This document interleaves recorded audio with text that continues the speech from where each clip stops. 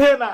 এই যে ফাফা সাগর কেমন হাঁটছো তুমি? সবকিছু কি ঠিকঠাক নাকি কোনো ভেজাল আছে? কালকে রাইতে তোমার একটা ভিডিও দেখলাম, একটুও ভাল লাগলো না। ভাত দাও হুই করে লাভ নাই, হুই করে লাভ নাই, ওখানে কোনো ফিউচার নাই, ওখানে কোনো ভবিষ্যৎ নাই। এই আঙ্কেলে কি নিবি তাড়াতাড়ি বল, আর সেটা নিয়ে টাকা দিয়ে ভালোই ভালোই এখান থেকে কেটে পড়। কি সাগর, তুমি আমাকে তুই করে বলছো? দাঁড়াও এক্ষুনি ফোন করে তোমার বাবাকে সব খুলে বলবো। আরে তোর আন্ডার খুইলা বল না, আমিও মাইক লাগিয়ে বলবো জুতা আঙ্কেলের মেয়ে বছরে 6 বার বেরিয়ে যায়।